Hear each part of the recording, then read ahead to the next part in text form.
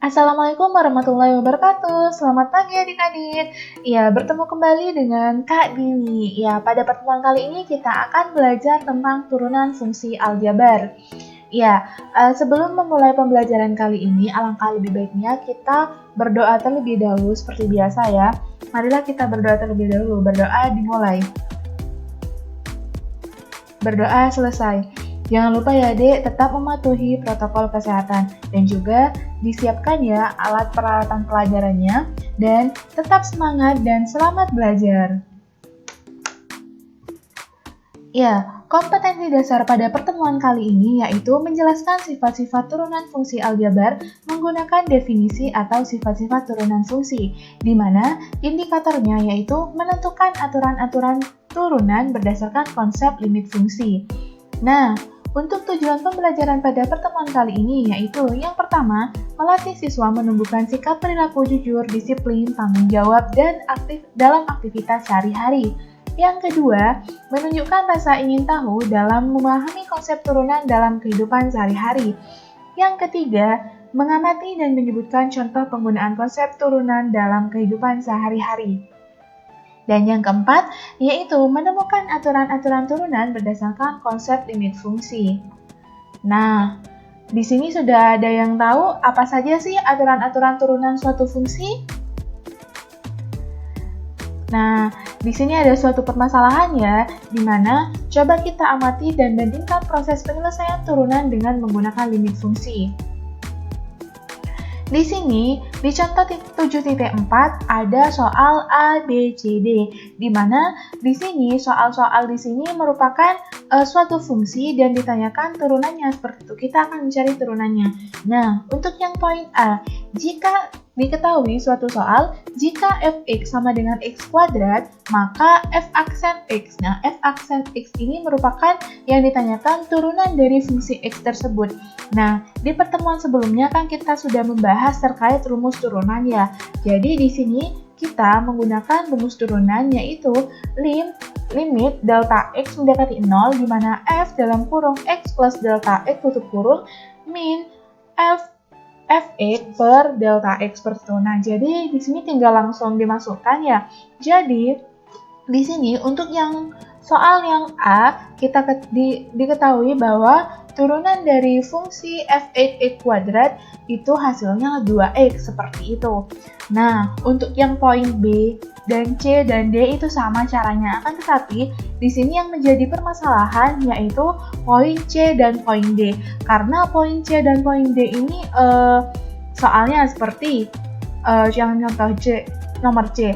Jika fx sama dengan x pangkat 100, maka yang ditanya itu f aksen x. Nah, berapa sih turunannya seperti itu?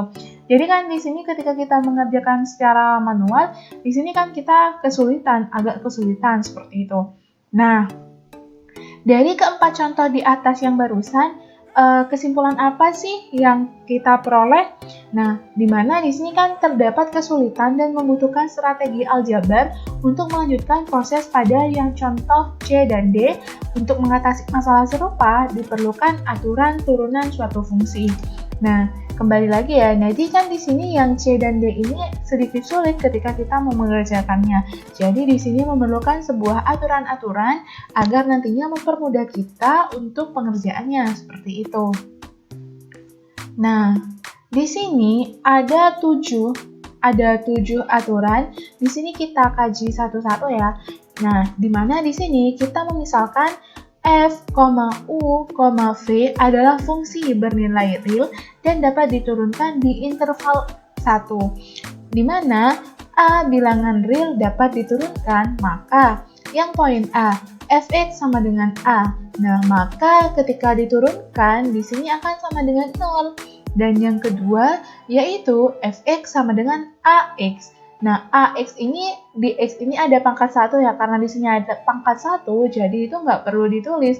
Jadi turunan fx, f aksen x itu adalah a. Nah, kenapa sih? Nah, untuk yang ketiga ya. Yang ketiga yaitu fx sama dengan ax pangkat n, di mana turunan dari yang ketiga yaitu n dikali ax pangkat n min 1. Nah, jadi di sini n-nya di sini kita turunkan ke depan. Nah, ini kan pindah ke depan ya, diturunkan, karena diturunkan, dikalikan AX. Nah, jadi AX ini dijadikan pengali, dan N di sini karena awalnya sudah diturunkan, jadi ini minus 1, seperti itu. Begitupun selanjutnya. Nah, untuk yang keempat yaitu fx sama dengan AU dalam kurung x, di mana di sini untuk turunannya yaitu f aksen x, di mana AU aksen dikali x, seperti itu. Nah, untuk yang kelima yaitu fx sama dengan ux plus minus, berarti di sini kan ada dua ya, plus atau min kayak gitu. Nah, maksudnya di sini ketika ini tanda penghubungnya plus, maka di sini plus. Ketika tanda hubungnya minus, maka di sini minus, seperti itu.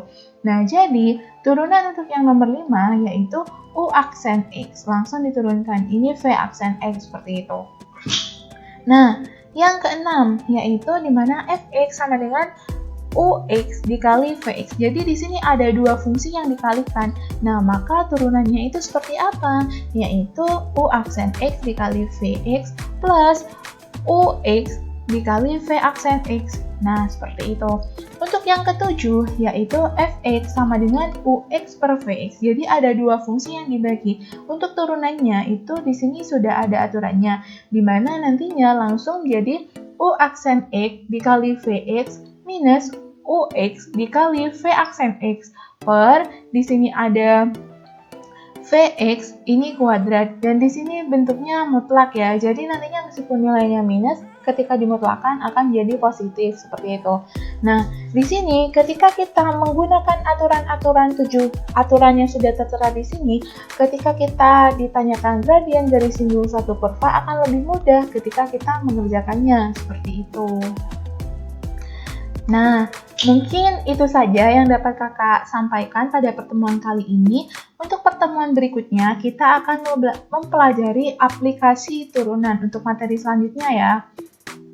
Nah, di sini untuk menambah pemahaman adik-adik, adik-adik bisa mengerjakan latihan 7.4 halaman 262. Nah, mungkin cukup sekian yang dapat kakak sampaikan. Sebelum kakak tutup, marilah kita berdoa terlebih dahulu dengan membaca hamdalah bersama-sama. Alhamdulillahirabbil alamin. Semoga apa yang kita pelajari dari awal hingga akhir bisa bermanfaat dan barokah untuk kita semua. Kurang lebihnya mohon maaf. Wallahul muwaffiq ila aqwamit thoriq. Wassalamualaikum warahmatullahi wabarakatuh.